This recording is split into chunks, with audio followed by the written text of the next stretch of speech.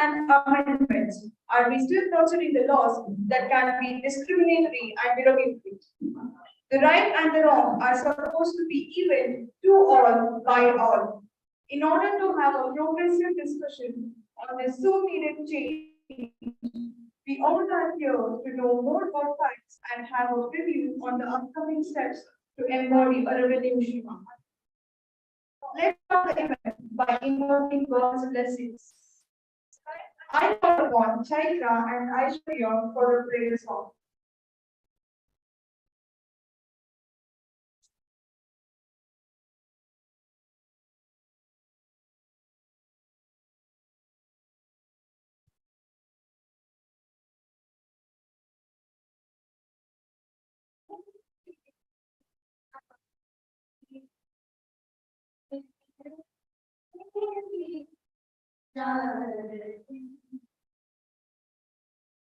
Mandana karu ashi, mandana karu, mandana karu ashi, mandana karu,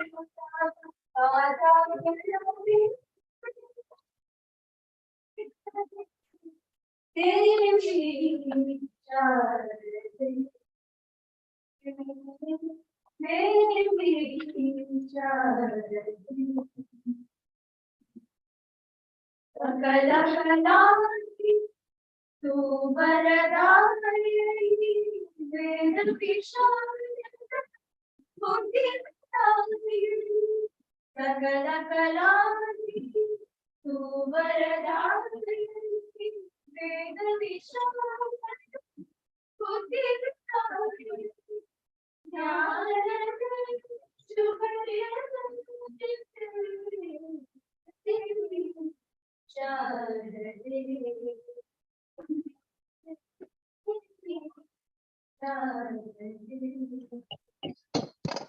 Satyam Shivam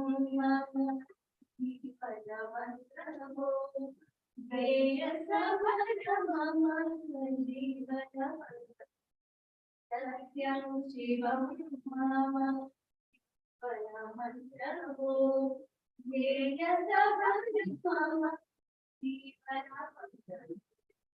Sanmati Devi Sukhadevi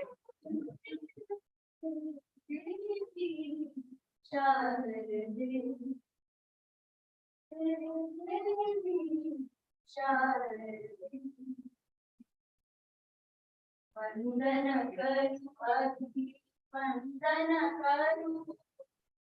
vandana karu abhi, vandana karu java pada.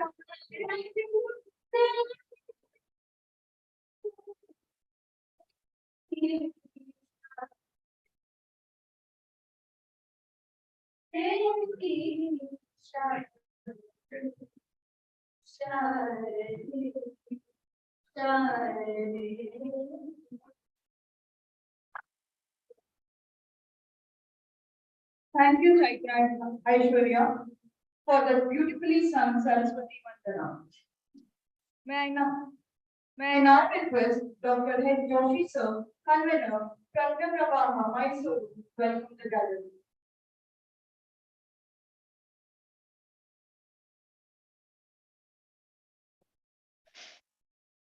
ಪ್ರಜ್ಞಾ ಪ್ರವಾಹ ಭಾರತೀಯ ಚಿಂತನೆಗಳನ್ನು ಪುನರುಜ್ಜೀವನಗೊಳಿಸುತ್ತಿರುವಂತಹ ಒಂದು ವೈಚಾರಿಕ ಕ್ಷೇತ್ರದಲ್ಲಿ ಕೆಲಸ ಮಾಡುವಂತಹ ವ್ಯಕ್ತಿಗಳನ್ನು ಸಂಯೋಜಿಸುವ ಕೆಲಸವನ್ನು ಪ್ರಜ್ಞಾ ಪ್ರವಾಹ ಮಾಡುತ್ತದೆ. ಸಂಶೋಧನೆ, ಪ್ರಬಂಧ, ಪುಸ್ತಕಗಳು, ಶೈಕ್ಷಣಿಕ ಗೋಷ್ಠಿ, ಸಾಂಸ್ಕೃತಿಕ ಹಬ್ಬದ ಆಯೋಜನೆ, ಅಧ್ಯಯನ ನಡೆಸುವುದು, ಪ್ರಚಲಿತ ವಿಷಯಗಳ ಮೇಲೆ ಸಂಪಾದನೆ ನಡೆಸುವುದು ಇವೆಲ್ಲ ಪ್ರಜ್ಞಾ ಪ್ರವಾಹಗಳು ಆಯಾಮ.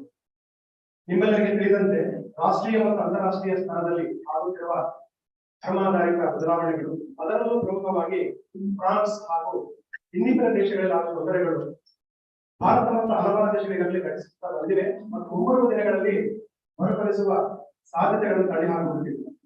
ಈ ನಿಟ್ಟಿನಲ್ಲಿ ಪ್ರಜ್ಞಾ ಪ್ರವಾಹ ಮೈಸೂರು ವಿಭಾಗ ಭಾರತಕ್ಕೆ ಏಕರೂಪ ನಾಗರಿಕ ಸಂಹಿತೆ ಏಕೆ ಬೇಕು ಕುರಿತಾಗಿ ಉಪನ್ಯಾಸ ಕಾರ್ಯಕ್ರಮವನ್ನು ಏರ್ಪಡಿಸಿದೆ. ಶ್ರೀ ಜೆ ನಂದಕುಮಾರ್ ಜಿ ಅವರು ರಾಷ್ಟ್ರೀಯ ಸಂಘಟನೆಗಳು ಪ್ರಜ್ಞಾ ಪ್ರವಾಹ ಆಯೋಜನೆ ಈ ಕುರಿತಾಗಿ ಉಪನ್ಯಾಸ ನೀಡಿದ್ದಾರೆ. The Uniform Civil Code aims to enforce a uniform legal framework for all citizens, irrespective of the religion. Right now, matters including marriage, divorce, and succession are governed by religion-based personal laws. It will provide more rights to women. Every modern nation has it. Israel, Japan, France, and Russia are strong today because of their sense of concern, oneness, which we have yet to develop and propagate.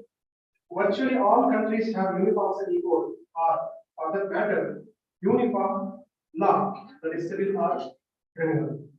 The European nations and US have a secular law that applies equality and uniformity to all citizens, irrespective of the religion. The Islamic countries have a uniform law based on Sharia, which applies to all individuals, irrespective of the religion. Prajna Prawaha Mysuru, in association with Rotary Mysore, which is one of the oldest Rotary Club of Mysore, has organized a talk on India needs uniform civil code. To enlighten about this topic, we have with us CJ Nankumarji, Akhila Bharatiya Samyojak, Prajna Prawaha. For the benefit of the audience, let me introduce you. Sri J. Nandakumarji is the National Champion of Prajaprabha, an Australia Swayamsevak and affiliated organization. He is a multifaceted personality. He is an accomplished author, an eminent intellectual, a powerful orator, a gifted poet, and an able organization leader. Born in Kerala's Pandalam, Nandakumarji, a artist Pracharak, who has dedicated his entire life to the nation's cause, unmasked the savage face of CPI-M at the national level through his relentless campaign against the Marxist parties, murder politics, and the Kerala strongholds.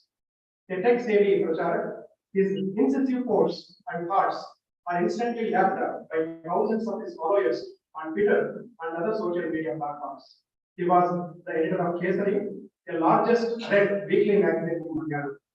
As a member of the specially constituted editorial team headed by Sri Rangahari, he translated and edited the complete works of Sri Guruji. He has authored many books, few which must be read for Hindutva for the Changing Time, Struggle for National Self-Hood Past, Present and Future, Lok, Beyond Hope, Reimaging Bharat's Future based on national sample, Badalte Daur Mein Hindutva, Swaraj at 75, All Struggle for Self-Hood. Cultural countouts of Hindu Rashtra. These are few of the books which have to be read compulsorily by the people. On behalf of Prajna Prawaha Mysuru, I heartily welcome Sri Nandakumarji to this open class.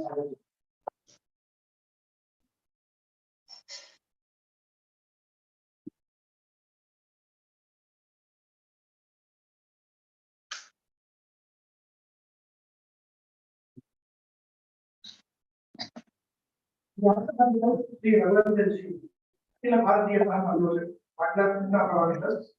He is an excellent orator and full-time Pracharak, article community.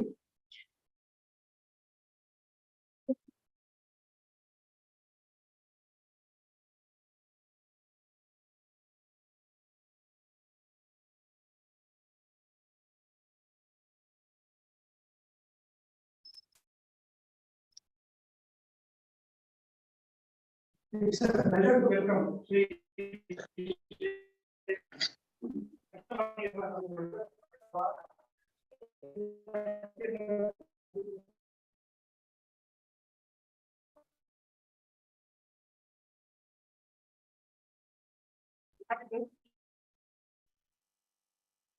We have the President of Rotary Mysore, Sri Arun Pedawadi. A hearty welcome to you. I also welcome Sri Venkatesh, Secretary Rotary Mysore.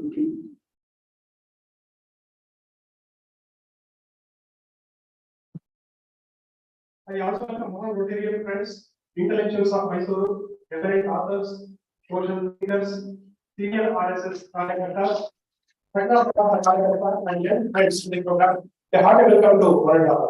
Thank you. Thank you, sir. Welcome to you too.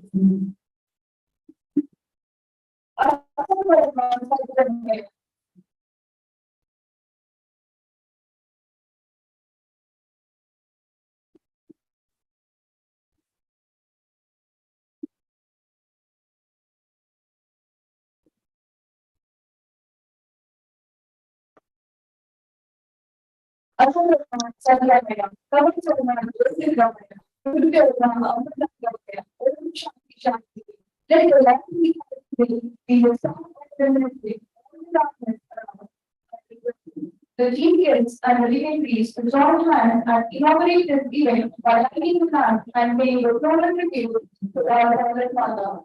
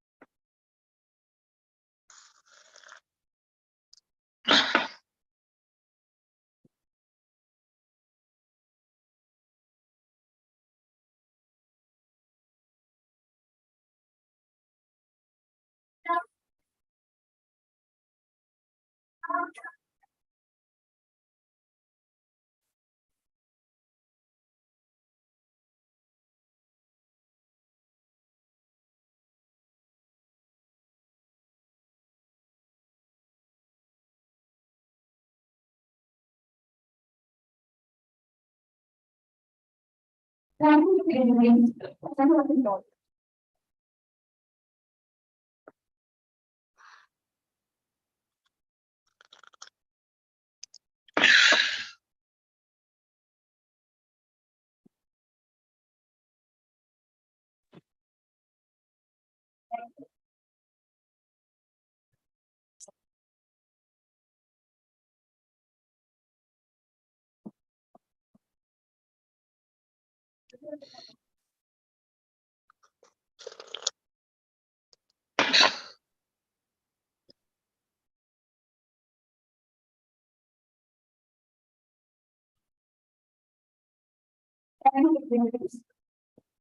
The president is Mr. Rana. The president will be presented by Sri Nandakumar Ji, National Prime Minister, President of the UK. One India please, uniform submission. I know that activism and notifications and practice for the president after.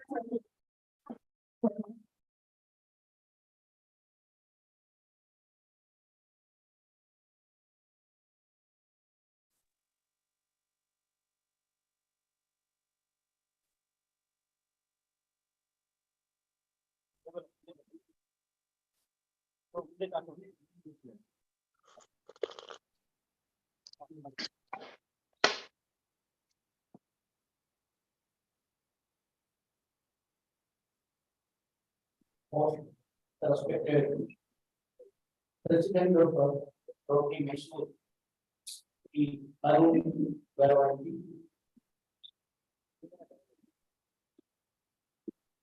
My most respected colleagues, Shriman Srikant Kardareddy, Shriman Reddy, and also the Yoga of Patna Mysore, Dr. Anand University, and most distinguished guests, intellectuals of Mysore, and also my dear Karyakartas, Swayamsevak, mothers, and children. Why Bharat needs uniform civil code? And directly come to the point, coming to the point. There is no need of any introduction for that. If I am asked to answer that,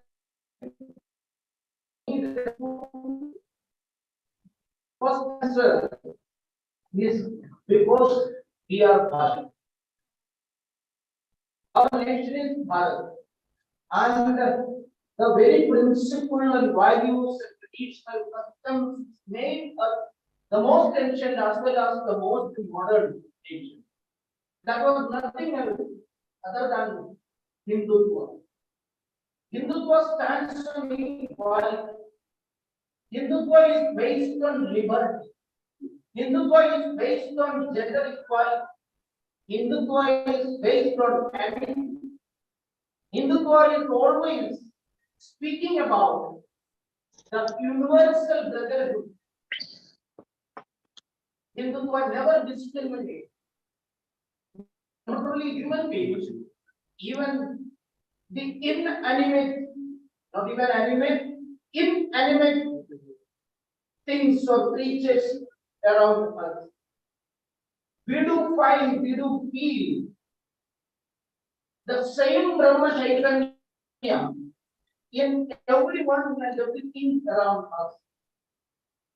Our consideration, Hindutva's consideration, is not at all limited to this planet even. We are thinking about the Brahmanda and even more. That's the greatness of Bharat. Such a Bharat cannot tolerate a discriminatory law which divides the society, which discriminates against women. We cannot tolerate, we cannot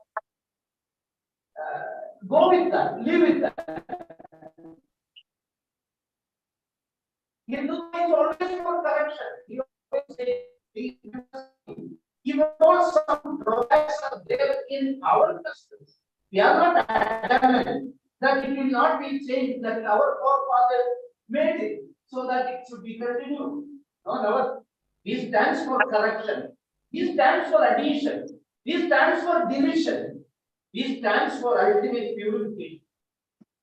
So that's why Dr. Sarvepalli Radhakrishnan, when he defined Hindutva or Hinduism, at that time, there was no Hindutva, Hinduism, binary created by the so-called liberals in Bharat.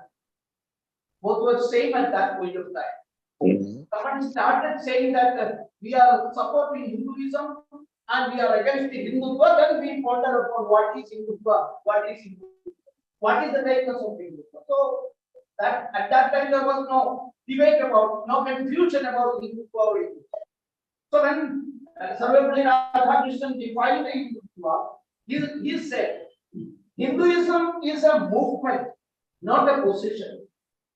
It's always a movement, it's not a position.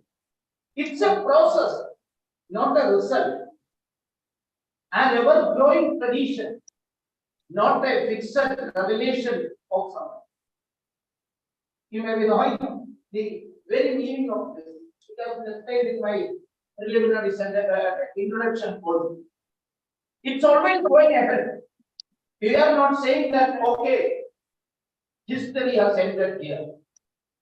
We never said that. We thought out everything. There is nothing to add with this. We never said that we have found out the result. We always say that we are in the process of making ourselves completely one with the God or becoming God. That's all it is.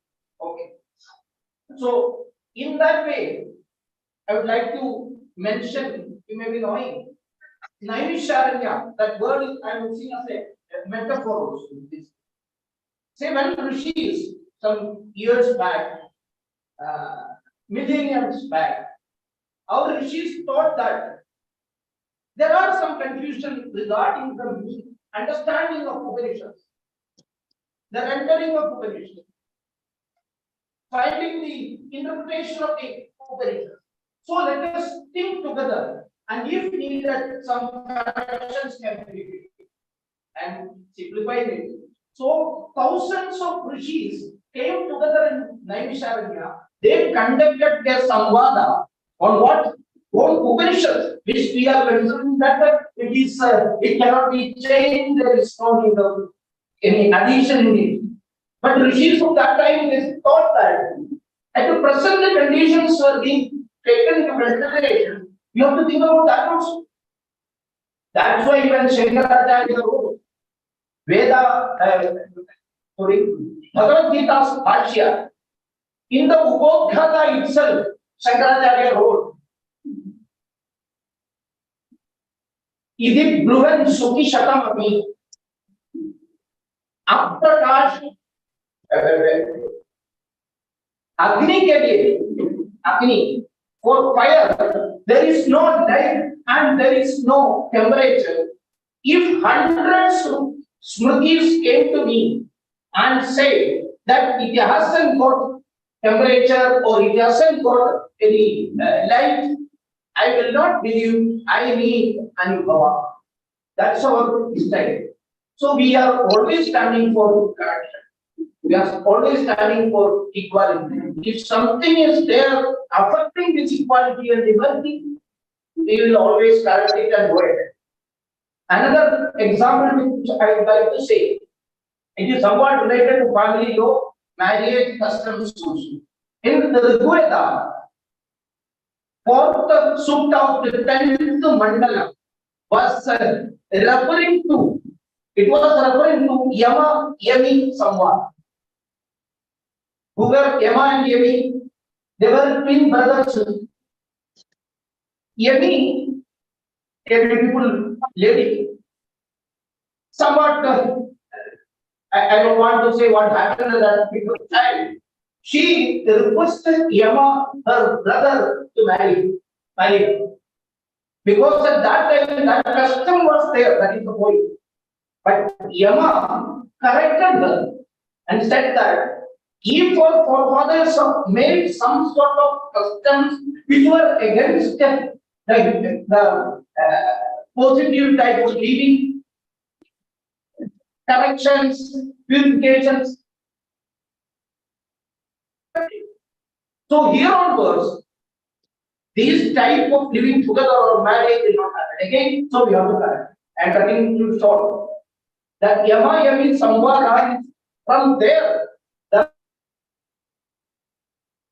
scientifically rearranged by Yama that we can see in there. Another example, I'm just giving you some indications. Shvetaketu was the son of Udana. During that period, there was a custom in which, though a woman is married, if some male is Purusha is seeing some lady, a married lady also, he can invite her for fun. They can go with her, he can go with her or she can go with him. One day, one Brahmana, one person came to Uddalaka's ashram. And after some pleasant days, while he was leaving the ashrama, that person who came to Uddalaka's ashram, he got hold of Shvetaketu's mother's hand. This has been explained in our scriptures. And requested or asked or even ordered her to come with me. 10-year-old Shvetaketu suddenly caught hold of mother's left hand and said that I am not allowing you to. Shame upon you, my father, why you are allowing this dirty continue? Why you are doing this? We can say that in Hindu scriptures or Hindu tradition, Shvetaketu was the person who had codified our family life. So this is the background. That's why I am saying why Bharat needs uniform civil code, because we are Bharatiyas. That's why we are demanding. That's right. So the second point which I want to put before you is that taking consideration all the historical, political history of Bharat, we have to say that we need a uniform civil code only because we don't want yet another partition, yet another division. मनुष्य मन का जो विदलन या विभाजन, विखंडन, it is reflected as the nation's partition or division. So we cannot allow it. Our constitution builders, constitution founders, founding fathers of constitution, have stated it in the directive principle very clearly in Article 44. And quoting, the state shall endeavor to secure for the citizens a uniform civil code throughout the territory of India. This has been clearly mentioned in the directive. But before discussing about Article 44, I would like to attract your attention towards the historical background of this Article 44. In the Constituent Assembly debate, they have discussed the threat we are about Article 35, and at last came to the conclusion, and it has been written as Article 44 that uniform civil code is a need at the coming stage inside our. Usually, when this uniform civil code discussions came up, some of the so-called nationalists are also saying, why a uniform civil code is needed? It has been written in the constitution, the directive principle, it is there. But why Article 44 came to the constitution? What was the compulsion? What was the real compulsion of the founding fathers of the constitution to include such an article? That is to be discussed. The very need of the hour. Actually, Article 44 was a reaction to the 1937 Sharia Act. Many of the people are not discussing about the 1937 Sharia Act. Many of us are thinking that discussing about Sharia Act itself is politically not correct. To becoming politically correct, we are just avoiding that discussion.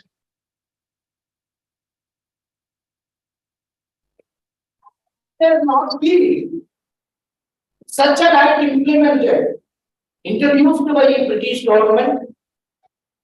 Our founding fathers of constitution would not have wasted its time on the UCC, Uniform Civil Code. They could not allow a separate religious law, that too a law that divided Bharat to sections. Isliye, therefore, very the idea of the UCC in Constituent Assembly was clearly to undo the 1937 Sharia Act. So we have to think about the Sharia Act of 1937. Many of us are thinking that Sharia law was here in Bharat. It was followed by the Muslims as a whole in the whole Bharat. That was the general belief. How many of you can say, just a guess, when did this Sharia law has been implemented or followed? When did it start? Muslims started following this. All Muslims started following this Sharia law in Bharat. What is the problem of all Muslims? Some may say that from 8th century onwards, you may be knowing in the 7th century for trade Muslims came here, and in the 8th century they came with the sword and the sacred book. Whether it was started at that point of time, whether it was started by Alauddin Khilji, whether it was started along with or after Ghazni or Gori or even Mughals, in total whole Bharat, Muslims were asked to follow Sharia law only in 1937, that is 10 years before our partition. I don't want to say that before freedom. 10 years before partition in 1937. See, I am from Kerala. In Kerala, in the northern side of Kerala, especially, and also in general, the newly converted Muslims, from particular communities where Marimakkathai, Karnataka people will follow the word Marimakkathai. Marimakkathai means it is matriarchal system of succession and family law. That is one of Marimakkathai. When mother access to property will come to son, and so the uncle authority of the Tarawad or family is one of Marimakkathai, not father, uncle. So in North Malabar especially, Muslims or Mapla Muslims were following Marimakkathai family rule. This has been mentioned by Dr. B.R. Ambedkar, Baba Saheb Ambedkar in the Constituent Assembly debate also. He challenged the Muslims, the Muslim fundamentalists who opposed UGC in the Constituent Assembly debate and said that, do you know, many of the parts of the Bharat were following Hindu customary law till 1937. Till 1937. See, Punjab, not only Kerala, Punjab and northwestern province, local Hindu customs prevailed over Sharia there. Regarding succession, regarding maintenance, regarding adoption, rights of the widows, everywhere, just like Hindu families, Muslim families were also following that. In Punjab, East and West Punjab, allowing widows life estate in property, give her an absolute share in the family property. It was not an issue at that time, no Muslims. And also in many of the parts of Bharat, iddat, you may be knowing the technical term iddat, as per Sharia, it is known as maintenance only for 3 months for the widowed women. As per the Sharia law, it is like that when women was divorced by saying 3 times talaq, only legal liability for the husband is to give her maintenance 3 months. That is the law was not at all recognized by even court in many of the areas of Bharat till 1937-39. That's the point. In our, you may be knowing right from 1856 to 1947, our Ayodhya was ruled by Muslim sultans, Muslim kings. Still, absolute share for Muslim widows. That means the family law or succession law approved by even court legally. Many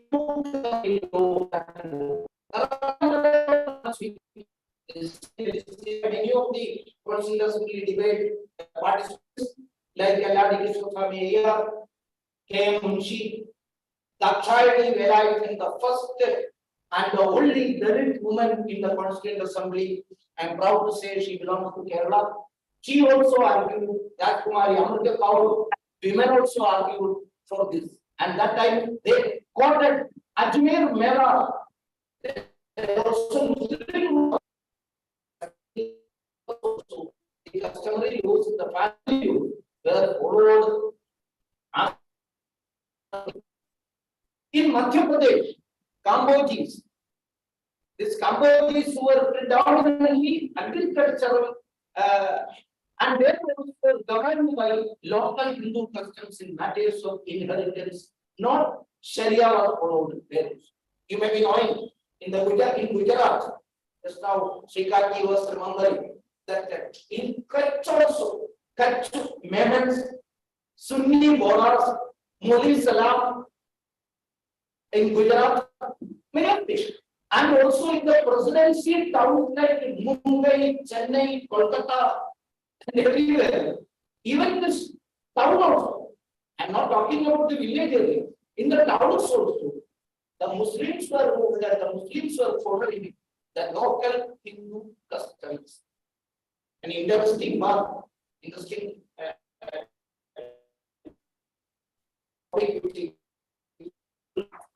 Gurumurti ji has given that example. He was saying that there is an interesting aspect. In Cooch Behar, Bengal's Cooch Behar.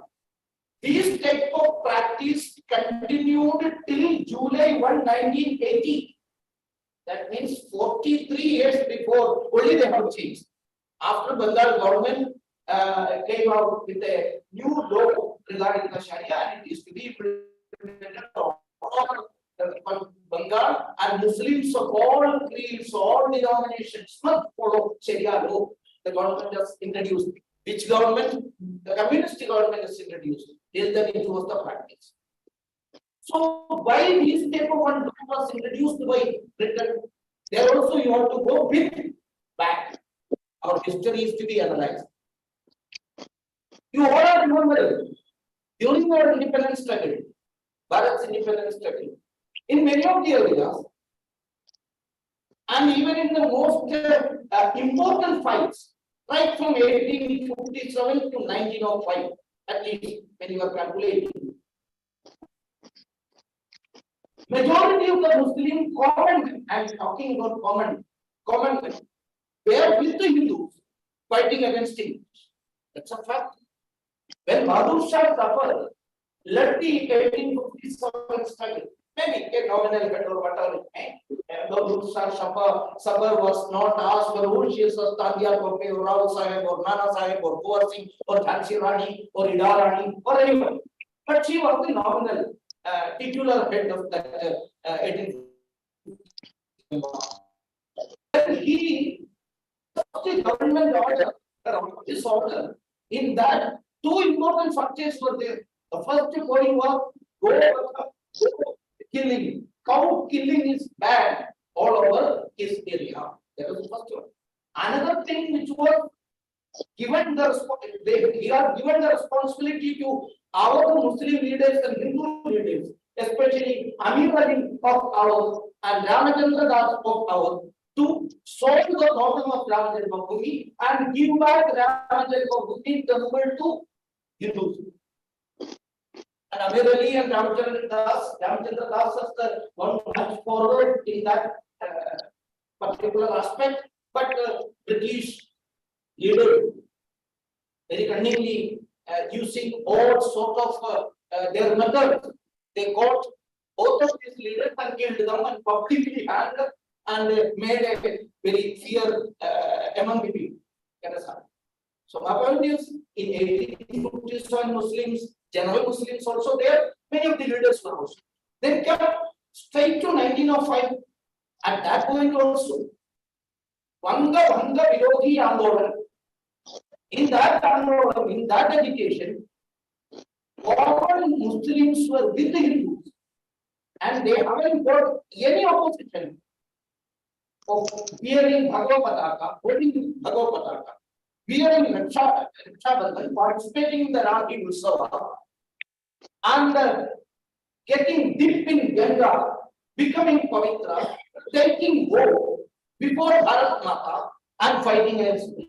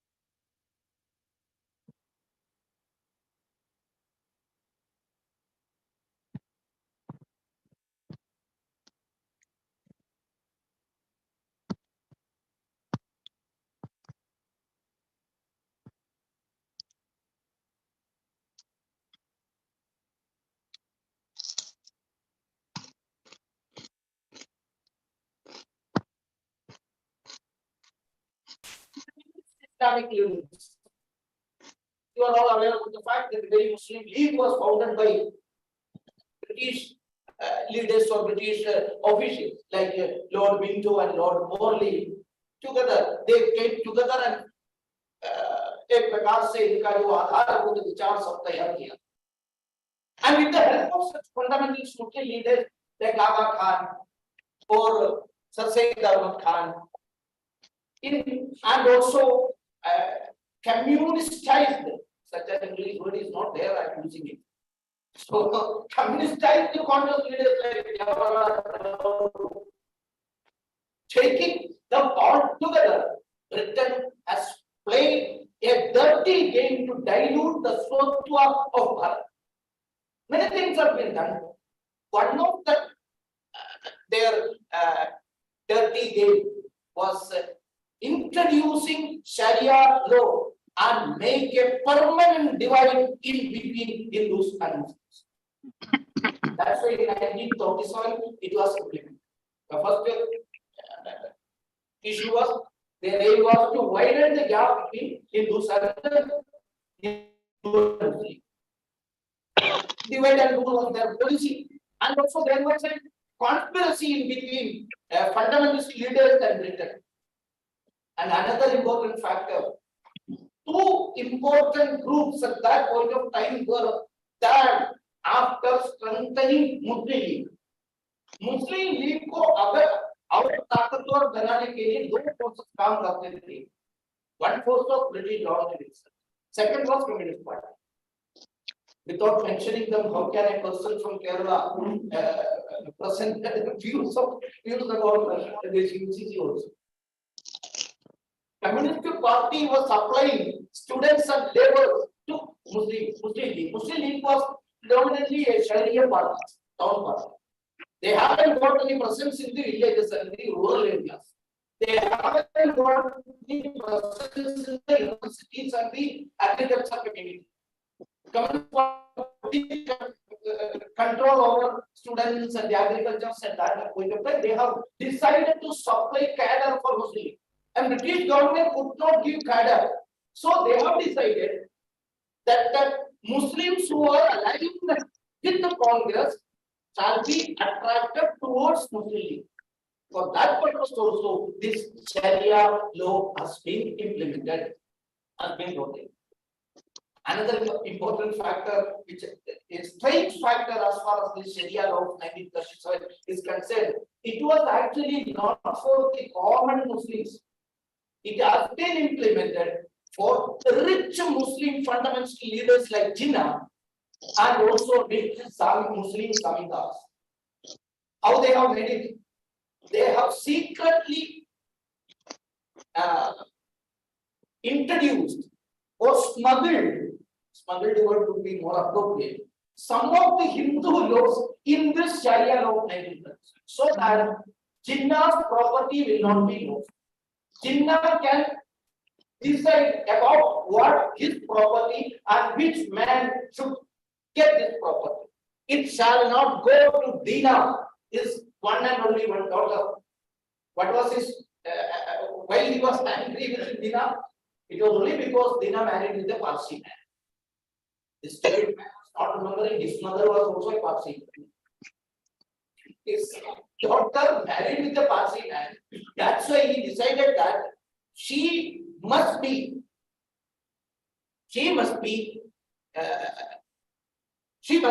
given his property, especially his palatial building, the most important place in Mumbai. It will come about 1,000 crores of in 2.5 acre land in Mumbai town. So for that purpose, the right to kill, not permitted by Sharia, was smuggled for Jinnah. And Jinnah wanted his huge estate as he wanted, not according to his huge estate as he wanted. And on May 1939, Jinnah did execute a bill to disinherit his daughter. Disinherit करने के लिए ये मौका उसने डाल दिया. So that is not the main point, but there was a huge conspiracy in between the Islamic fundamentalist leaders, especially the rich leaders, Always it is like that. Jammu Kashmir issue was always revolving around some rich Akka Duka families of Jammu Kashmir Valley, Kashmir Valley. Which valley? Look. Very same case of here also. So this Sharia law was introduced, and through that, Muslim members of the Congress, they were attracted towards Muslim League, and because of this dirty game played by British government, Muslim Hindu divide has been widened. And let us go through some of the points I would like to mention about the Constituent Assembly debates. That also used to be taken into consideration when we are thinking about why we need a uniform civil code. Constituent Assembly took up the issue of UCC on 23rd November 1948 as part of Article 35 of the Constitution. The draft Constitution, Article 35, there was a huge heated discussion. Times of India on 24th of November reported this particular discussion with this title, and quoting, a series of full-blooded speeches. When it was introduced and the discussion started, majority, other than one or two Muslim members, all the Muslim members raised their voice against it. They brought in so many amendments, especially Muhammad Ismail, Nasruddin Ahmad, Mahbub Ali Baig, B. Faulkner, Ahmad Ibrahim. They tabled amendments for this Article 35, and in their view, I think they should be told and saying UCC was tyrannical and state had no right to interfere as it infringes on the fundamental rights given in Article 19. It is infringing the personal right or the fundamental rights of the Muslims. Counter arguments were made by many towering personalities like A. Munshi, Alladi Krishnaswamy Iyer. मैंने पहले ही बताया था दाक्षायणी वेलायुधन, हंसा मेहता, राजकुमारी Amit Kaur. They all presented most beautiful and strong poems.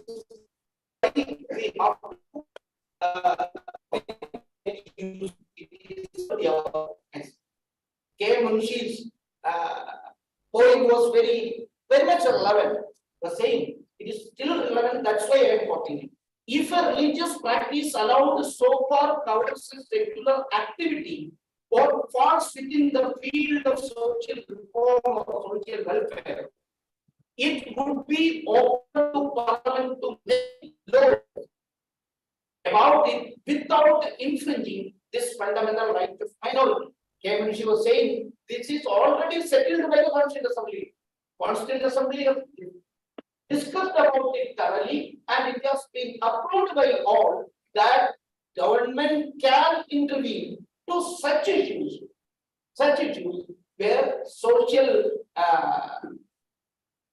transformation and also social welfare issues are included. So here also, Munshi's argument was going like this. Here, a particular communities, women's folk is affected with they were confronting with the social discrimination. They were not given the equal right in their properties and all. So that's an issue of social reform and social welfare. So state can be discussed and approved. So it is not at all infringement of fundamental rights. And again, K. Munshi was arguing. He quoted the examples of Turkey and Syria and quoted, nowhere in advanced Muslim countries, the personal law of each minority has been recognized as so sacrosanct as to prevent the enactment of a civil code. Not even a single advanced, so-called advanced Muslim countries at that point of time, also now, they are not seeing anything sacrosanct in the minorities' rights or minorities' law or minorities' custom or tradition. So Munshi concluded his speech with this words.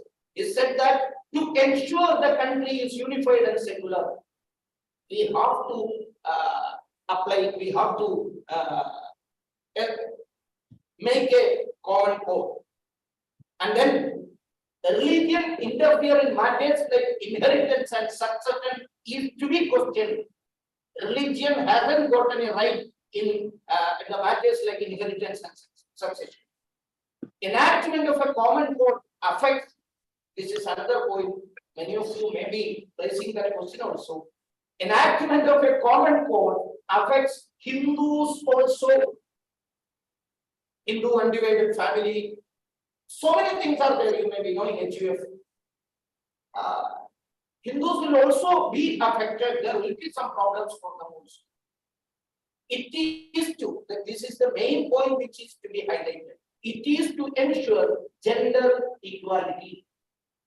Every woman has got equal rights. We cannot say that a particular group of women happen to be following a particular religion. They haven't got the equal right in their property or in their family or all sorts of things. So it is to ensure gender equality. The personal law is part of religion. It's a mindset that has been perpetuated under British.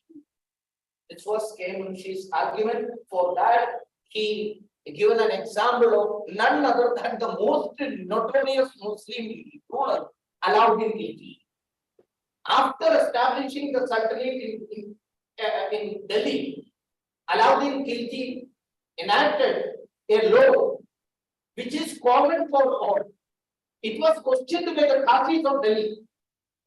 And then Alauddin Khilji answered that I have to rule the state and I shall not see any discrimination among them. That was his point. He did all those things. But as far as the law is concerned, Alauddin Khilji was very particular.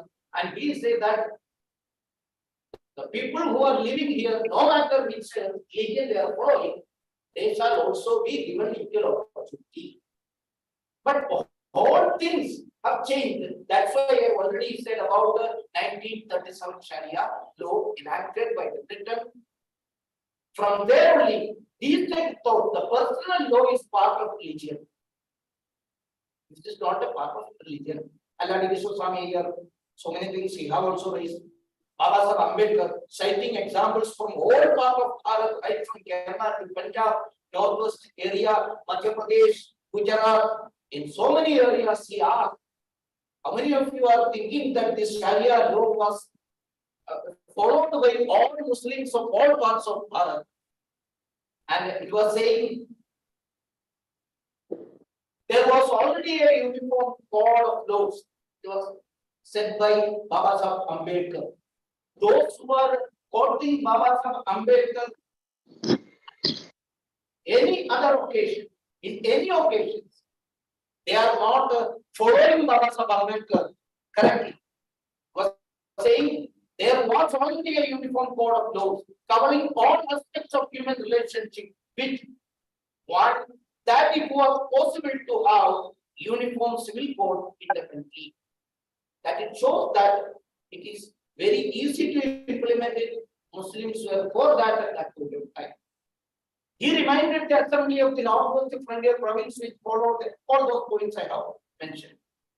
Next point I would like to mention before you is that many of the participants also must have a doubt in their mind about the Muslim countries all over the world. So I will give you some examples. See, Indonesia. Indonesia is the, I think, the maximum number of Muslims, most populous Muslim country in the world is Indonesia. Indonesia recognized the principle of equality before the law and prohibits discrimination based on religion, ethnicity, race, and other factors. Of course, nowadays, Wahhabization has infiltrated into Indonesia also. But as far as the constitution is concerned, they have clearly mentioned that There will not be any discrimination in law and prohibit discrimination based on religion. Their marriage age in Indonesia. The legal age of marriage was raised from the previous minimum age of 16 for females and 19 for males to 19 for both males and females. What was the agitation? What was all hangama created by the so-called left ecosystem in Bharat? Islamic fundamentalists during the discussion took place in Bharat's parliament about raising the age of marriage, women and men. Polygamy, that's also a main issue. As far as Indonesian law is concerned, while polygamy is permitted under Islamic law, Indonesian personal law imposes stricter conditions for its practice. Stricter conditions. That is in another way, Pakistan also follows that. We cannot say it in Bharat. A husband must meet certain requirements, such as obtaining court permission.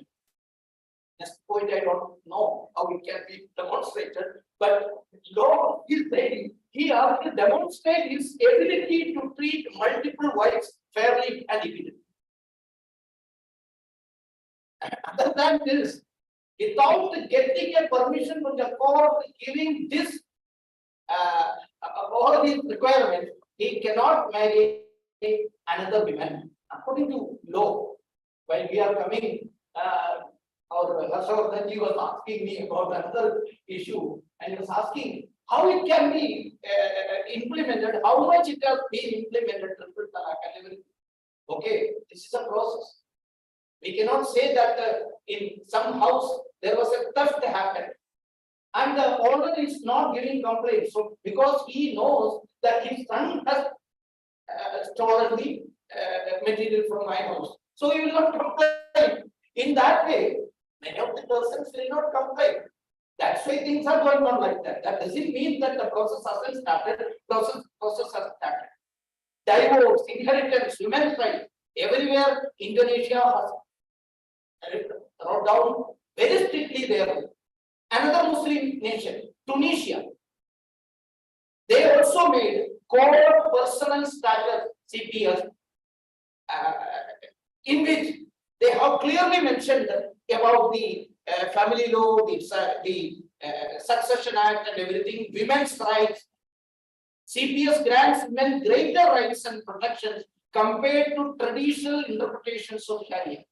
That is about Tunisia. Polygamy ke baare mein, marriage age ke baare mein, divorce ke baare mein, everywhere you can see. In Turkey, that already has been said. There is a special act there, that is Civil Marriage Act. Turkey introduced the civil marriage as an alternative to religious marriage ceremonies. Civil marriage is legally recognized. Civil marriage is legally recognized in Turkey, a Muslim country, and carries the same rights and obligations as religious marriage. This provides individuals with the option to marry without religious involvement. Can we say it in Bharat?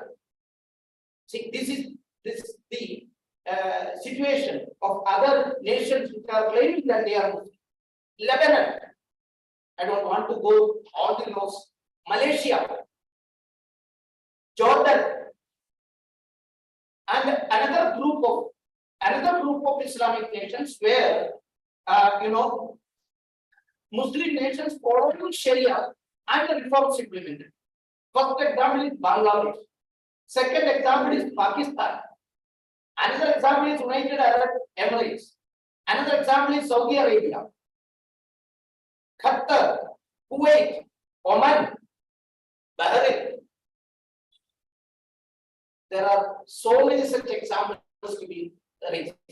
So in these Muslim nations also, they came before the public with proper law and rules and amended their rules and made it legal. I'm not just saying that there is no discrimination happening in Muslim nations, but that is another point. But as for legal provisions for marriage, succession, and all sorts of these things, women's rights and everything, They have implemented, they have brought in amendments, and also in many cases like Civil Marriage Act of Tunisia, which I have mentioned, they have made such laws. So still, Bharat is discussing why we need uniform civil code. That's a solution.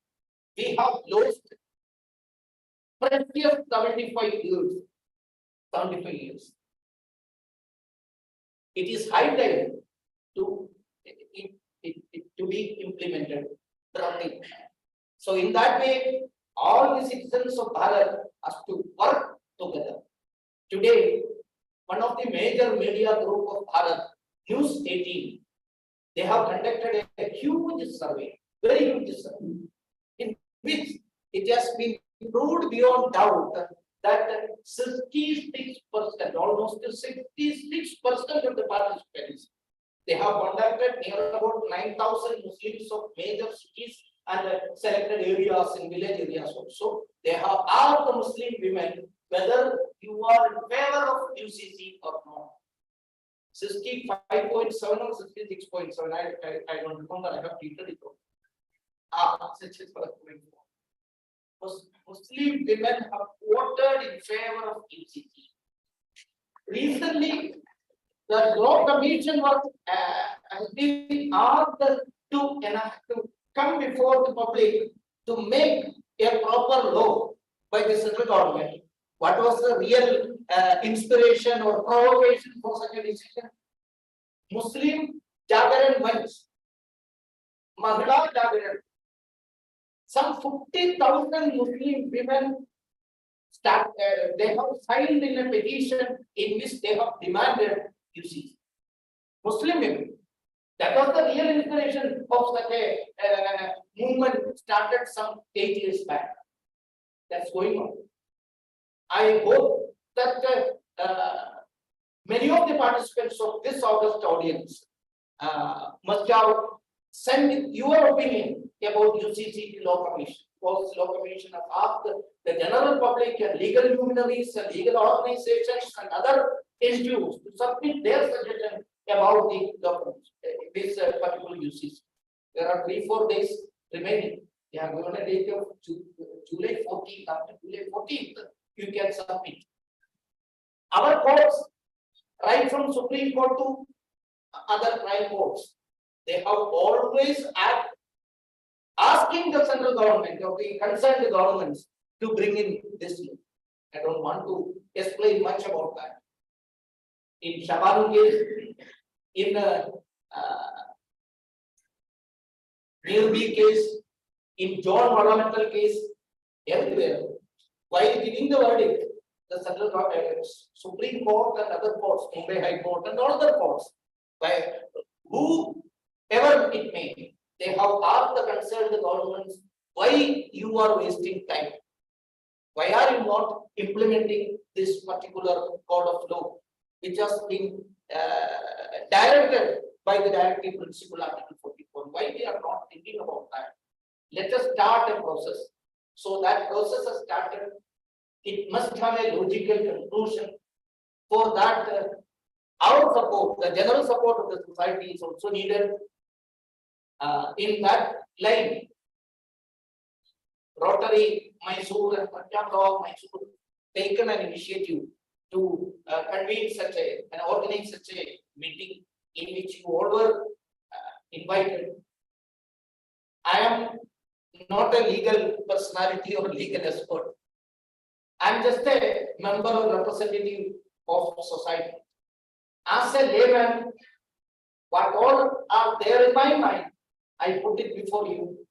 You can now discuss it on this. भगवान कहते हैं ना भगवत गीता में मुख्य धर्म माया ये सब बताया मैंने मुख्य बातें मैंने बहुत सीक्रेट बातें नहीं बताया लेकिन एक बात बताऊंगा I did not talk about the first 2 lines. I would like to ask that tell about the second 2 lines. Vimarshena Asheshena. We have to discuss, we have to think on this. And our support is also needed. Government alone cannot do everything. That's a fact. Government alone cannot do everything. The present dispensation at the center, the present dispensation is believing in this fact. That's why right from 2014. Always the people society is in the always मन की बात में क्या करना चाहिए ये भी आपको पूछते हैं पता है तो भी यहाँ के कुछ लोग कहते हैं वो फासिस्ट है आपको पूछते हैं मैं क्या करना चाहिए अगले दिन and even सामान्य लोगों को भी बताया you can also participate in the war against the virus, war against the corona, so you also come forward. So society has got a definite role. So in this way we shall discuss about it. And I would like to request the Prajna Prabha Karyakartas, workers, and also Rotarians who are here to you also come to some conclusions in your own team. Prajna Prabha may have got some other conclusions.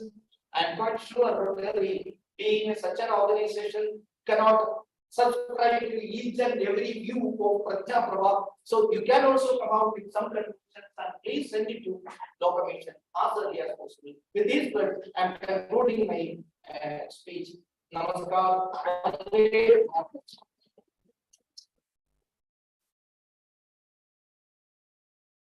Now, and references.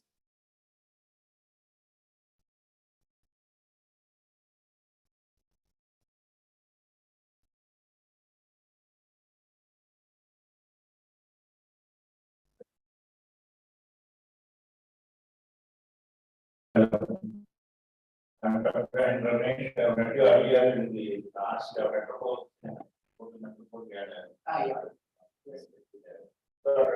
Regarding whatever you have told, that's fine. But what I would like to say is, we have to take it to the Google masses and the other persons in the city. See, we two people out here doesn't make any because we are all for the UCC. But we have to see that we take it to the other people, tell them what exactly is the thing. That view, I would request you that all our member of parliament, all our member of legislative assembly of our party would really be trained so that they could also go to the masses and tell them so that they can tell the other party workers or Karyakartas to say that. The other doctor, for us, I think the most statistic doctor also will not ask the patient which community you are when you are treating. We treat them in part and everything like that. And there are who are not a realized thing. I have seen most of them, their wives not even wearing burqa and this thing like that. So those people are to be taken and make the other people to learn and tell them, even in the rural areas, in Mahila, Mokka, somebody can go and talk to the women who are now since they have got about 15% of them voting favor. If you at least pick some leader who could at least vote just the other candidates like that.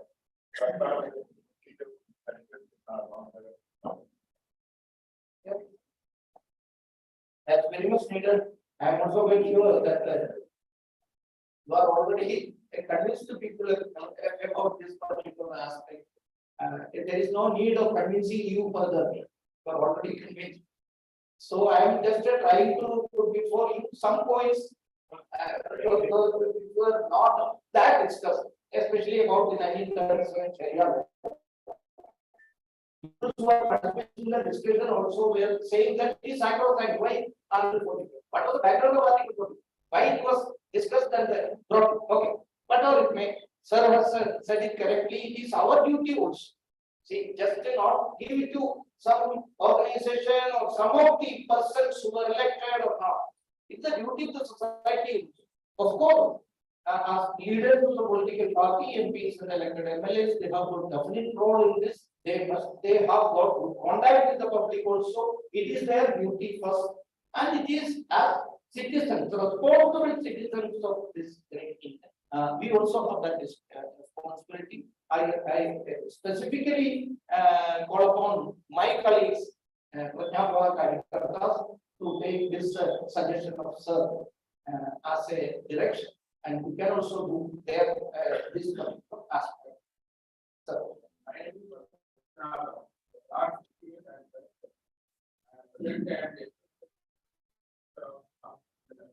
My concern is, the government has not yet given the draft, and they are asking the comment. So what are people are asking? What they do the draft? Why they are asking a comment from the people? Nobody is Bollywood TV, not even any of the government, okay, so the opposition party is also asking for that. Where is the draft?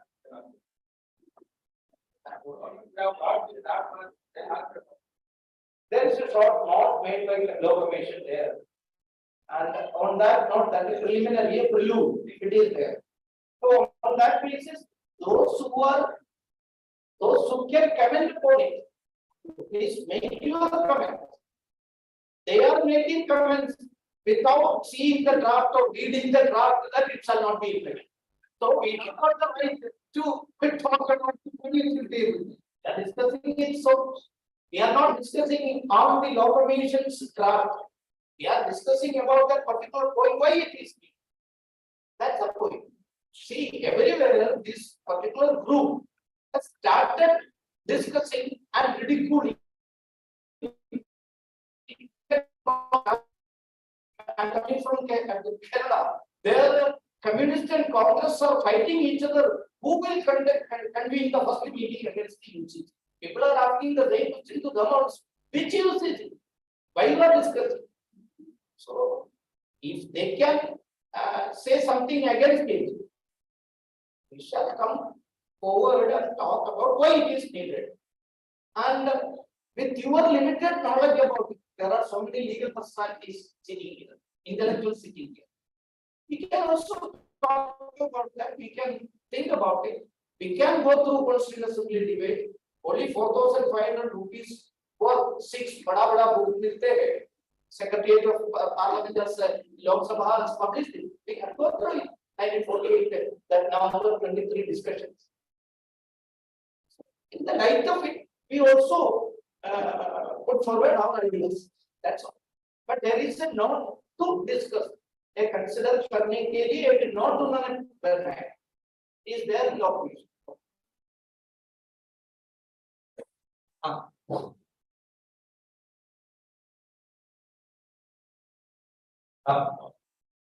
I'm not hearing you properly. Can you avoid it and say loudly without mic?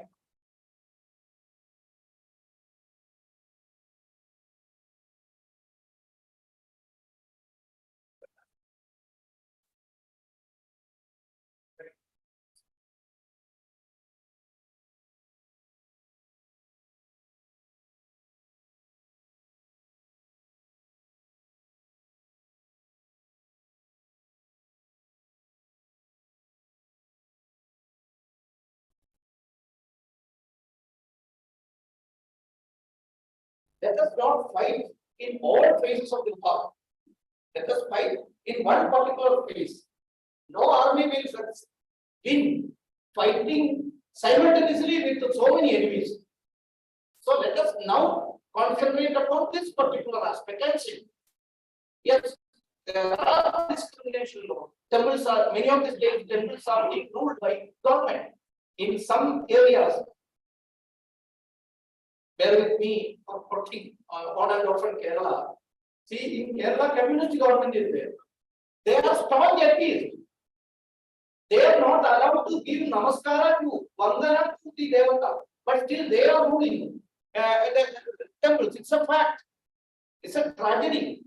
Recently, one CPM minister who is in charge of the Devasam in Kerala, he went to Sabarimala, and while the Tirtha is being distributed by the Pujari, he unconsciously or whatever, he touched his hand, and Tirtha was holding. Suddenly, the communism rose up. I said that. First day, was thinking that he is the king. And while it is touched its hand, suddenly it communism. So this is the condition. It's a tragedy. It's a particular example I have seen. And another minister was given so-called notice. Why you go and did namaskara before what happened? He is ruling. So that is the thing. But Now, we shall not start every war at particular time. We must concentrate upon this particular area and you have to do it. One by one, all these things are to be corrected. Coming 25 years, take it from me, that is the Amrita Kala of Bharat. So we have to correct many things. We have to face head on many problems which our society is facing. One by one, we started having not got the confidence. 10 years before, how many of you are believing that triple talaq will be removed? 10 years before, how many of you have dreamt in your most uncommon dream that the Rama Janmabhoomi Mandir will be built? How many of you believed about Jammu Kashmir where you can visit as a tourist and our renowned great leader can play in the snow with his sister? But no, one by one it is going ahead. Okay.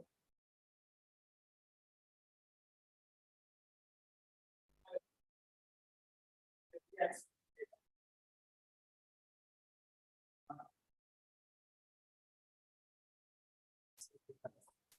Again, what happened is, religion includes, that religion includes, the purpose of certain religion here. It's not only necessary that they have got a positive, but they don't other. The moment this is God, there is a religion among male and female. So obvious. That's how we become a division among male and female, because the female parts will actually appreciate the uses, where male parts may not, because their objective may be to put them all over so that there is certain sexual required intuition. So once everybody is mentally better, and then they will have a control. So they are. Secondly, it's the religious leaders normally run the show in certain community, so that they may not like and they may create certain things like CA opposition, something else. They may also go very strong against civil unrest. So the government. This is a typical Hindu mindset. There will be some opposition. Why should we do it? Time also, Pandavas were not the majority. You know, at least 7 Akshaunis were there with the great Krishna and Arjuna. 11 were against them. They were clearly knowing that there will be opposition, huge opposition. Killing a foe. So that's why, while giving his address in the ramparts of Red Fort, our honorable Parliamentary Congress 15, he said that we have to take 5 pledges. One is only one thing we have to take to say. The second one, say we have to erase the last traces of globalization or slavery from our mind. It is a sort of servitude that okay, these people are opposing, okay, you may take. That shall not be, at least. He say hum is manovritti se bahar aana chahiye. There will be opposition. There was also for the males, the male groups. They were not allowing their female partners to come out of their home. The listener won't see. They were against it. See, these 50,000 women who signed in that petitions, many of them were not allowed to vote. The same thing may repeat now also. But is it your headache? It is their headache. They acknowledge that about it. And also, once we are planning for it, once we are going to implement it, then come what may, go ahead. Veera Savarkar has said once, sit down. That would have been our policy at that time when these groups are demanding the partition of Bharat. Our mother is being vivisected. At that time, Dr. Veera Savarkar was saying about giving direction to this Congress leaders, the typical Hindu mindset Congress leaders. That you have to say these hooligans, this word. If you come with us, if you are not coming with us without him, if you are going to oppose us, in spite of you, we will mark with the not your freedom. This is the point that we have to make this point. That's the standard. I think the government has also attained to that respect. That's why while returning from America, Honorable Pradhan Mantri has shot this bullet. Sit down. Namaste, Sir. It is the right way to give our opinion in favor of UTC. Somebody is telling through SMS, somebody is telling through the link, and somebody is telling through the mail. But somebody is worried about to send through the mail. Please clarify. Why mail? I don't understand. Mail would be the better option. Mail. Mail would be the. But SMS is right, sir. We start the No, you may not go after that type of propaganda. There is a authentic mail address has been given by information. So that is good. Somebody or a प्रकार से आपको भड़काने के लिए भी number दे रहे हैं. So how much points you can write it in SMS? It's not the some messages coming just to be discussed. same. You please go again. I am requesting you to opt for mail.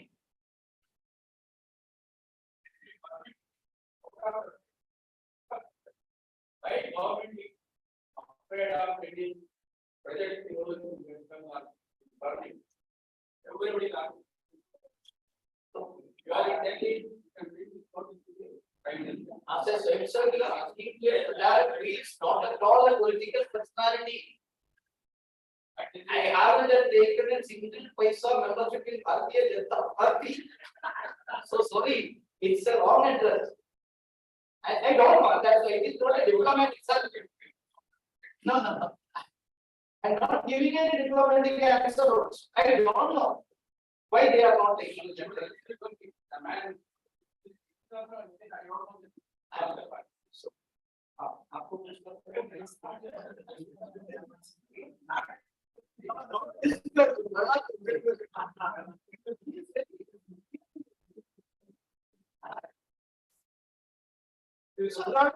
there is so many options. All of a sudden something important. Okay, sir, this time things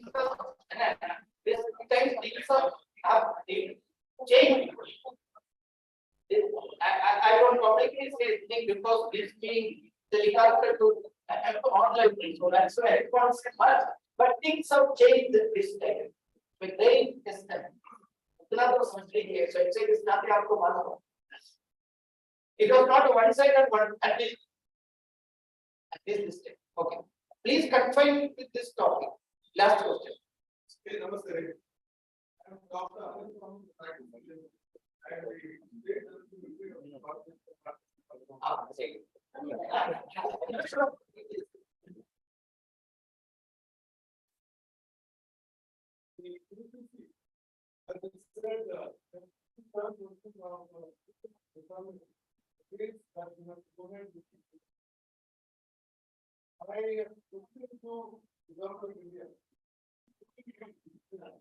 I am asking three.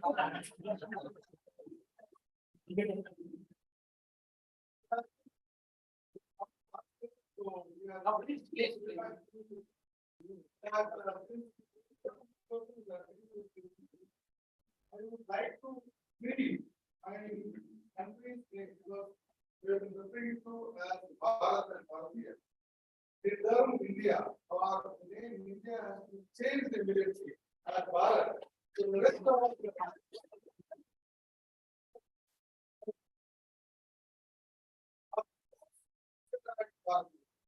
so 100% of India. Again, 100% of Indians from Bharatiya, from tomorrow onwards.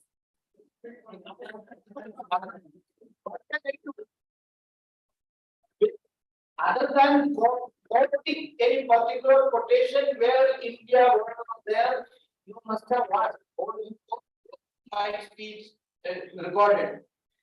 Everywhere I have Bharat was Bharatiya. Is it not? book which has been mentioned in the Vaidyanatha while introducing the Hindutva book, and when it was released in JNU, one of the English professors there asked me after the meeting, how much time you have spent to correct everywhere India to Bharat? How much time? It is quite natural that everywhere, especially the printers and spell check, everywhere India will come. So you must have spent so many days to correct them. So I would like to request you all, as Sarah mentioned, we make it a point. No matter whether you are writing in English, but no matter whether you are speaking in English, you must use Bharat. You must use Bharatiya. See, so many terms have to be corrected, sir, not only Bharat.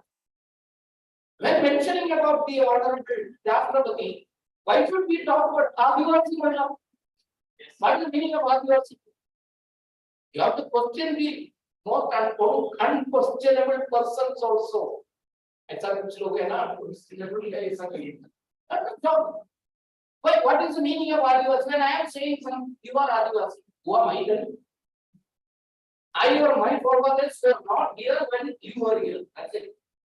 So, knowingly or unknowingly, you are following the Adivasi theory.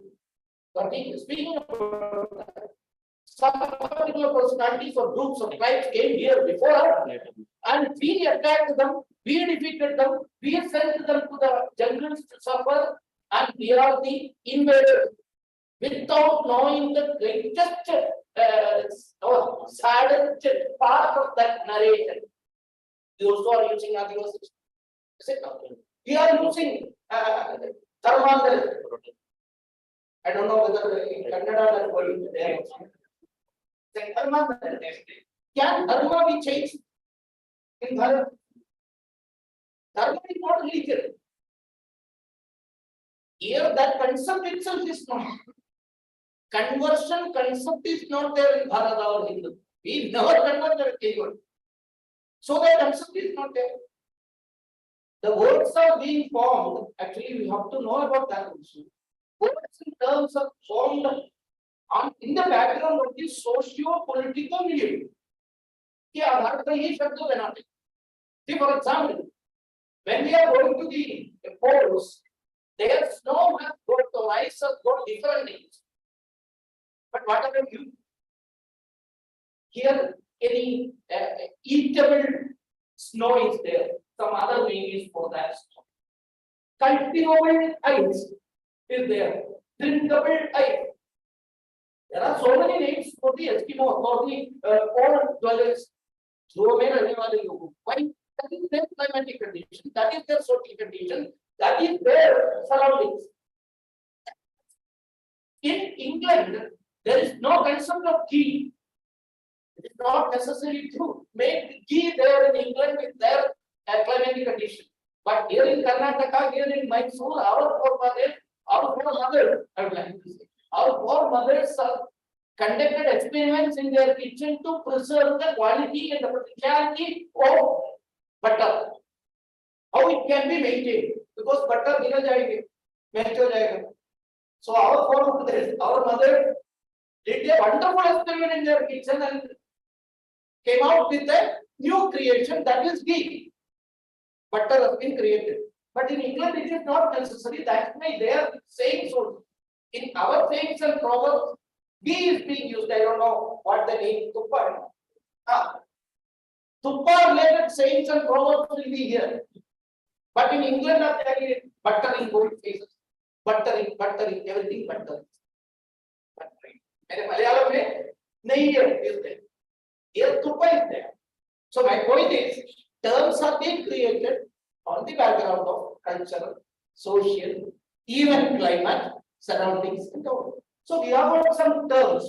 What is the purpose of translating into a language which is a child before this great language, Sanskrit, Kannada, Malayalam, Tamil? What is the purpose of translating it everywhere? Not necessary. We will not get any such proper words. So not only Bharat is an issue, Dharma is an issue, Adivasi is an issue. They have created such terms. In left lexicon, he has prompted me, provoked me to say something, that's my topic, that's why I say. I have discussed in detail in that book, log beyond folk also. I have discussed, log is not folk, folk is not log, that has been discussed in that. This left ecosystem wale, they have created their own lexicon. And it has been put into this ordinary dictionary. What the meaning of left? In dictionary, left means progressive, most advanced, most innovative, what not.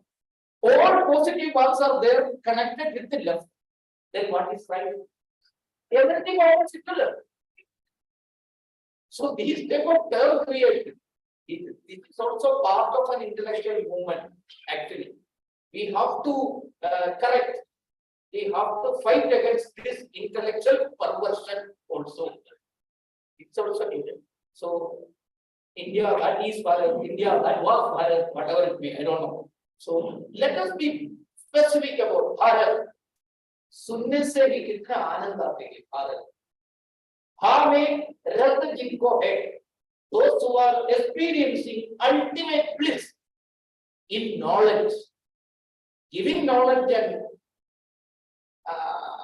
receiving knowledge. That is one of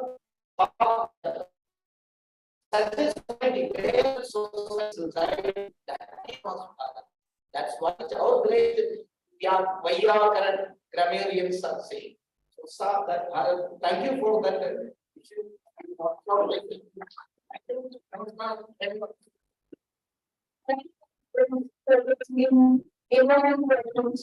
Thank you, sir, for the reading of the favorites. By now, it will be Representative G. That will work on the Pratya Unity for the thoughts of this event.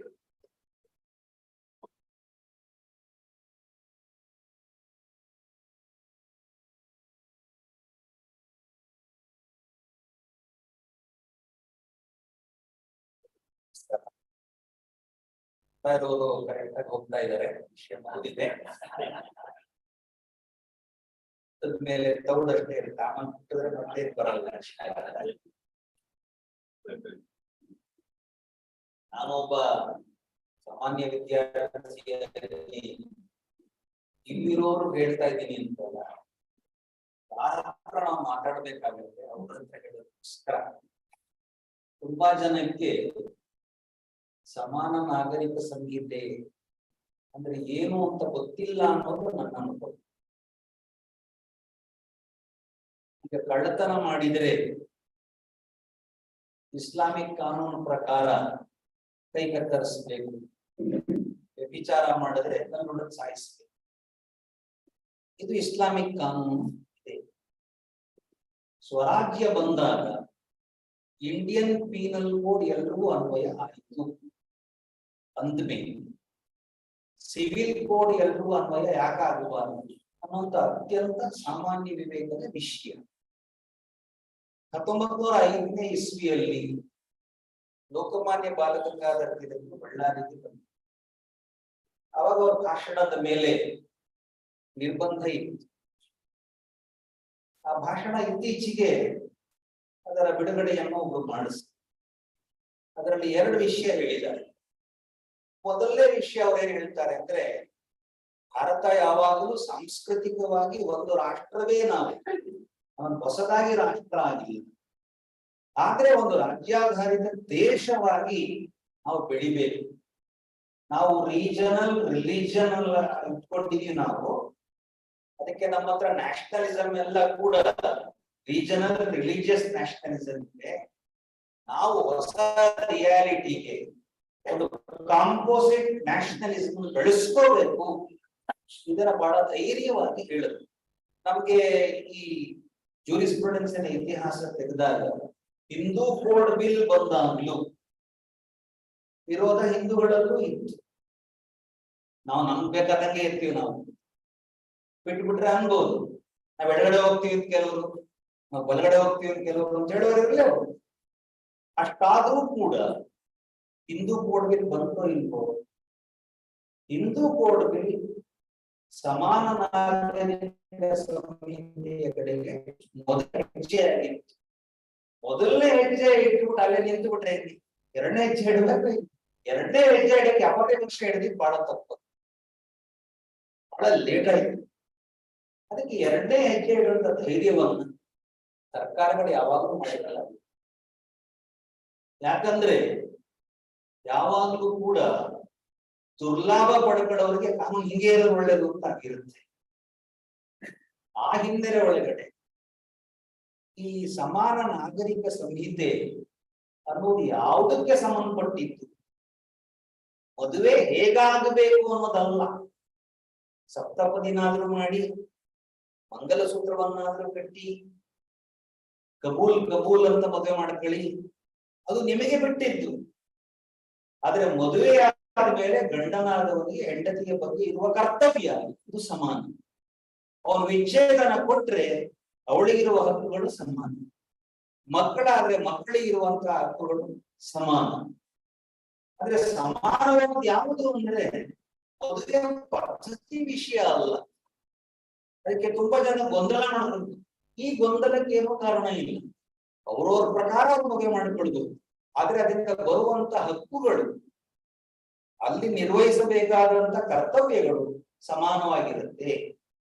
ಇದು ನಾವೆಲ್ಲರೂ ಒಂದು ದೇಶಕ್ಕೆ ಸೇರಿದವರು ಅನ್ನೋ ಭಾವವನ್ನ ಬಲವತ್ತರಗೊಳಿಸುವುದಕ್ಕೆ ಬಹಳ ಮುಂಚೆಯೇ ತೆಗೆದುಕೊಳ್ಳಬೇಕಾದ ನಿರ್ಣಯ.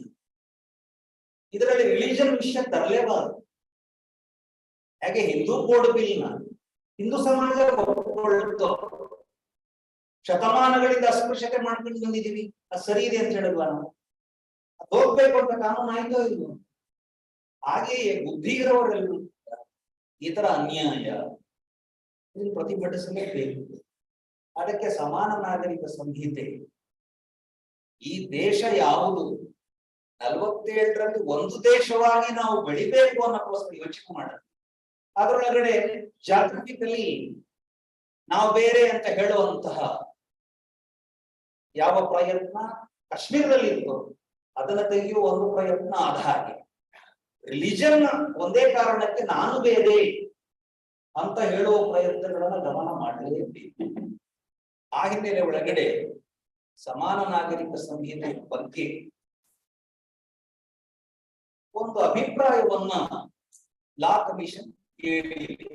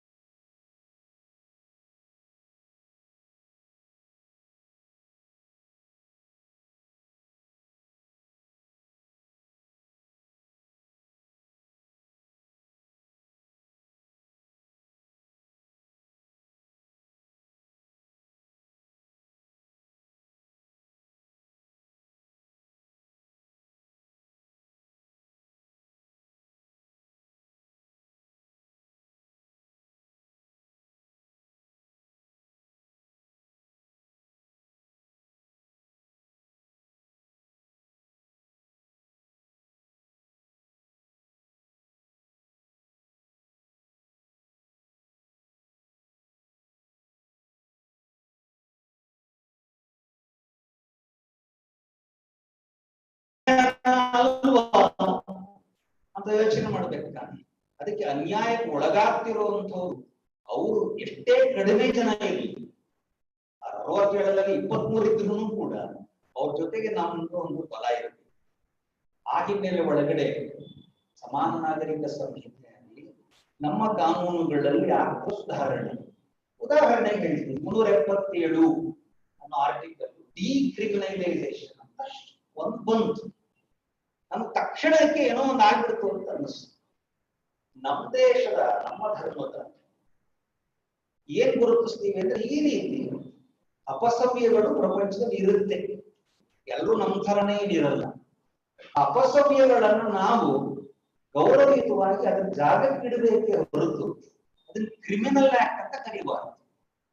ಹಾಗಿದ್ರೆ ಈ ಲೆಸ್ಬಿಯನ್ನೋ ಗೇನೋ ಇದನ್ನ ಕ್ರಿಮಿನಲ್ ಅಂತ ಕರೆಯೋದು ಯಾರು? ಹಿಂದೂಗಳ ಪ್ರಕಾರ ಕ್ರಿಮಿನಲ್ ಅಲ್ಲ. ಅದು ನಮ್ಮ ದೇಶದ ಕಾನೂನಲ್ಲಿ ಕ್ರಿಮಿನಲ್ ಅಂತ ಯಾಕೆ ಬಂತು? ಬೈಬಲ್ ನಲ್ಲಿ ಅದು ಕ್ರಿಮಿನಲ್ ಆಕ್ಟ್. ಅಂದ್ರೆ ಭಾರತೀಯ ಸಂವಿಧಾನದಲ್ಲಿ ಬೈಬಲ್ ಒಂದು ಪ್ರಭಾವದಿಂದಾಗಿ ನಾವು ಕ್ರೈಮ್ ಅಂತ ಹೇಳಿದ್ವಿ. ಅದು ಹೋಗಿದ್ದೆ ಅನ್ನೋದು ಒಳ್ಳೆದಾಯ್ತು. ಭಾರತ ನಾವು ನಮ್ಮ ಸಿವಿಲೈಸೇಷನಲ್ ಸ್ಟೇಟ್ ಕಡೆಗೆ ಹೆಜ್ಜೆ ಇಡ್ತಾ ಇದ್ದೀವಿ. ಯಾವುದು ನಾವು ಧಾರ್ಮಿಕ ಅಂತಿದೀವಲ್ಲ, ಇದು ಪೂಜೆ ವಿಷಯ ಅಲ್ಲ. ನಮ್ದೊಂದು ಸಿವಿಲೈಸೇಷನ್ ಇದೆ. ಪ್ರಾರಂಭದಲ್ಲೇ ಹೇಳಿದ್ರು, ಸತತವಾಗಿ ಸುಧಾರಣೆಯನ್ನ ಮಾಡಿಕೊಳ್ಳುವ, ಕಾಲ ಕಾಲಕ್ಕೆ ಬದಲಾಗ್ತಿರುತ್ತೆ.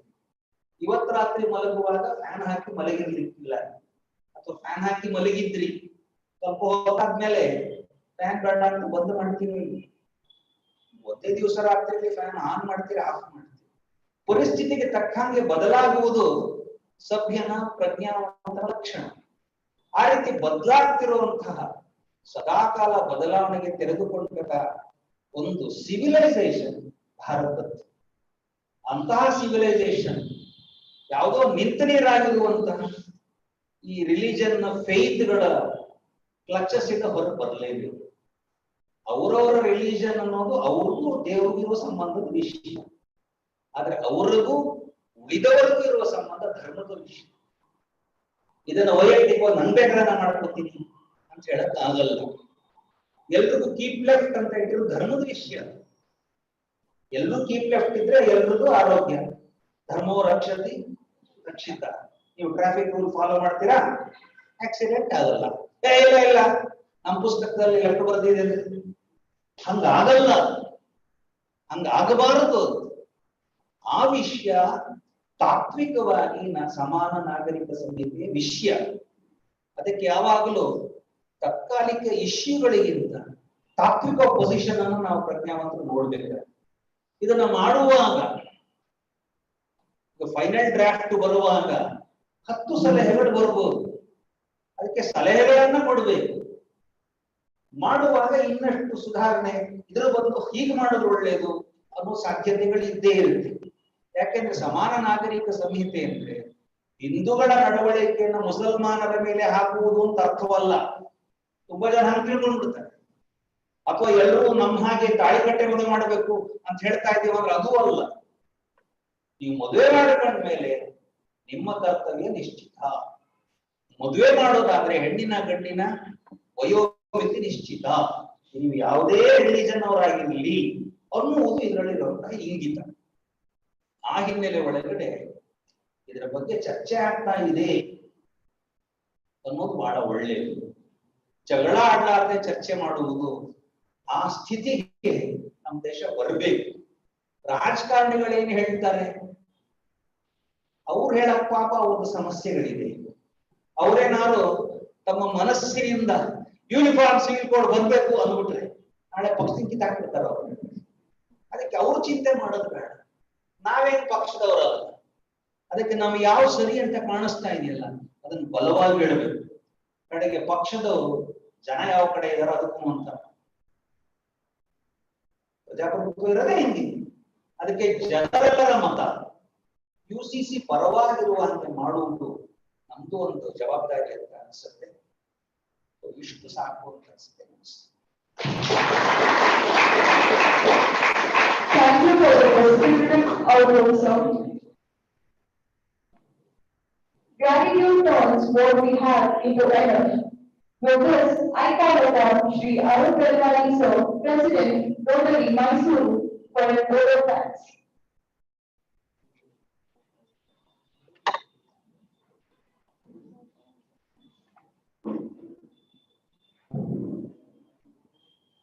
National leader of Pravaha, Shri Chandramohanji. National co-conveners, Shri Raghuvandanji, Shri Srikanthji Kandare. All of you have traveled here to Mysore, all the way from Delhi and Ahmedabad. Thank you, sir. Our country, Bharat, needs the uniform civil code and there is no escaping it. Shri Chandramohanji, you have brilliantly conveyed the message in all its details. Thank you.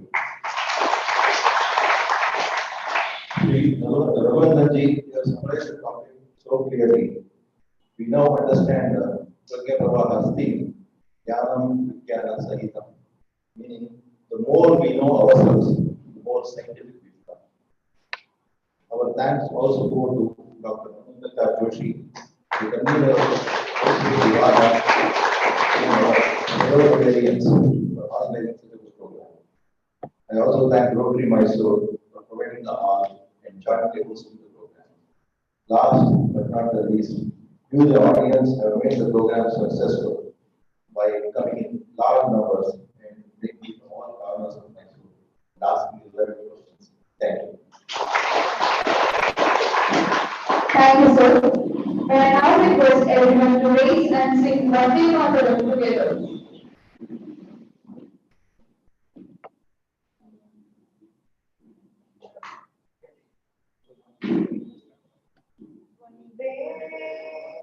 Vande